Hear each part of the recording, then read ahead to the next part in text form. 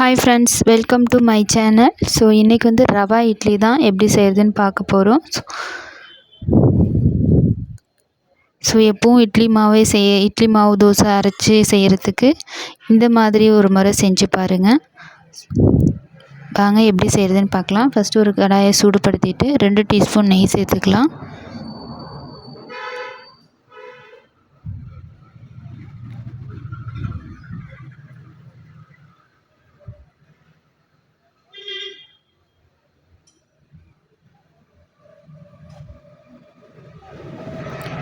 நெய் வந்து நல்லா உருகினதுக்கு அப்புறமா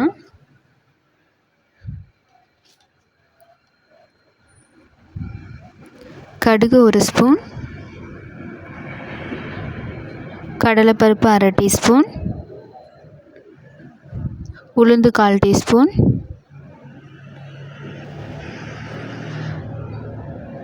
இஞ்சி பூண்டு பொடியாக கட் பண்ணது, பச்சை மிளகா 1 தேவைக்கேற்ப, முந்திரி வந்து தேவையான அளவு, கருவேப்பிலை கொஞ்சம் பொடியாக நறுக்கிட்டு இதையும் சேர்த்துட்டு நல்லா ஒரு 2 நிமிஷம் நல்லா ரோஸ்ட் பண்ணிக்கலாம். முந்திரி வந்து லைட்டாக கலர் சேஞ்ச் ஆகி வரட்டும், அது வரைக்கும் நல்லா வறுத்து விட்டுக்கலாம்.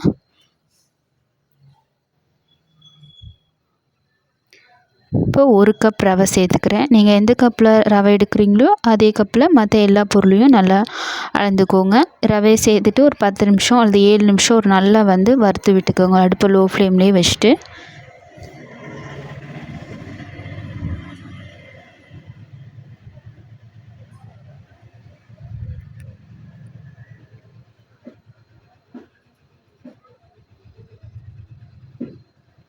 ரவையை நல்லா வறுத்துட்டு செய்யும்போது தான் நமக்கு அந்த பிசு தன்மையெல்லாம் இல்லாமல் நல்லா சாஃப்டாக நல்லாவும் இருக்கும். நல்லா வறுத்தாச்சு. இப்போ அதே கப்பில் 1 கப் தயிர் வந்து சேர்த்துக்கலாம். புளிக்காத தயிரை சேர்த்துக்கோங்க பார்த்துட்டு.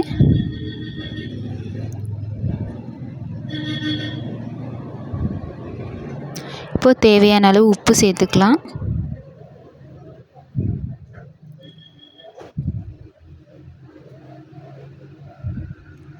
சேர்த்துட்டு திரும்பவும் 1 கப் அதில் வந்து தண்ணி வந்து சேர்த்துட்டேன்.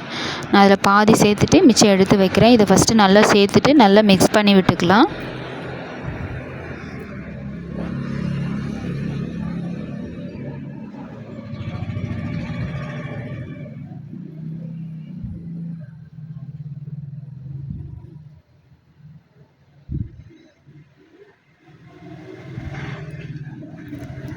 இப்போ மீதம் இருக்க தண்ணியையும் சேர்த்துட்டு நல்லா மிக்ஸ் பண்ணி விட்டுறலாம்.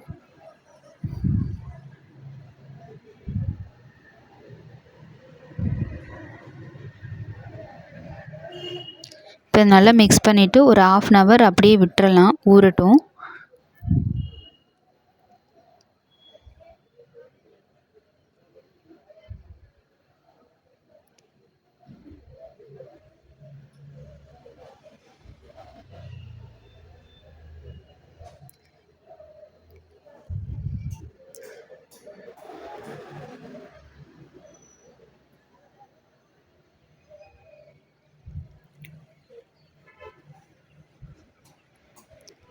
இப்போ ஒரு 1/2 ஹவர் ஊறட்டும்.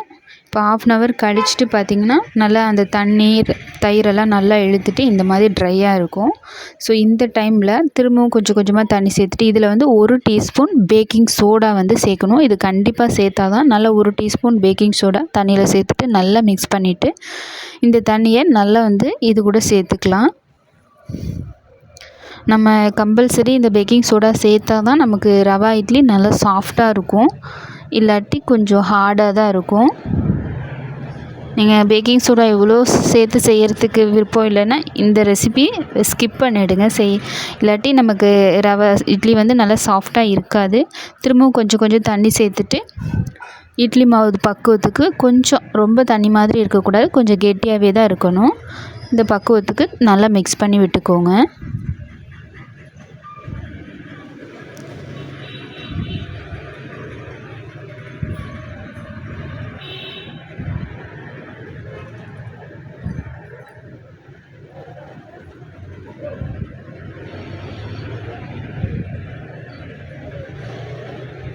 இப்போ பார்த்திங்கன்னா ரொம்ப திக்காக இருக்குது. இன்னும் கொஞ்சம் திரும்பவும் தண்ணி சேர்த்துட்டு நல்லா கொஞ்சம் கலந்து விட்டுக்கலாம். தண்ணி ஒரேடியாக சேர்க்காம கொஞ்சம் கொஞ்சமாக தண்ணி சேர்த்துட்டு கொஞ்சம் இட்லி மாவோட திக்காக இருக்கிற மாதிரி கலந்து விட்டு எடுத்து வச்சிடலாம்.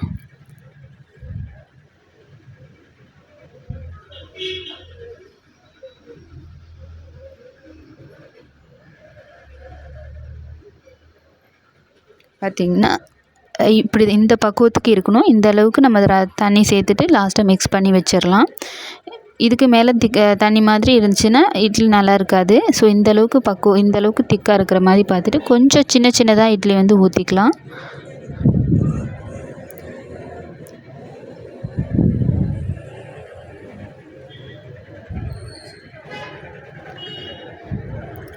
ஒரு 10 நிமிஷம் நல்லா வேக வச்சு எடுத்துடலாம். ஆல்ரெடி தண்ணி வந்து காஞ்சிருச்சு. நல்லா தண்ணி கொதிச்சதுக்கப்புறமா நம்ம இட்லியெல்லாம் ஊற்றி வச்சுட்டு ஒரு 10 நிமிஷம் நல்லா வேக வச்சு எடுத்தால் ரவா இட்லி வந்து ரெடி. ஸோ அவ்வளோதான் ஃப்ரெண்ட்ஸ். எப்பவும் இட்லி தோசை வந்து ஆட்டி செய்கிறதுக்கு ஒரு நாள் இந்த மாதிரி செஞ்சு கொடுத்து பாருங்கள். டேஸ்ட் ரொம்ப நல்லாயிருக்கும். ஸோ வீடியோ பிடிச்சிருந்தா லைக் பண்ணுங்கள், ஷேர் பண்ணுங்கள். இதுக்கு வந்து நம்ம நார்மலாக இட்லி தோசைக்கு செய்கிற சட்னி சாம்பார் வந்து ரொம்ப நல்லாயிருக்கும். நான் வந்து உருளைக்கிழங்கு குருமாயும் தேங்காய் சட்னி கார சட்னியும் வச்சுருக்கேன்.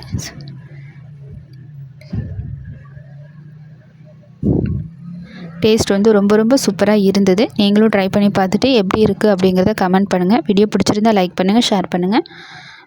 மறக்காமல் நம்ம சேனலை சப்ஸ்கிரைப் பண்ணுங்கள் ஃப்ரெண்ட்ஸ். தேங்க்யூ ஃபார் வாட்சிங்.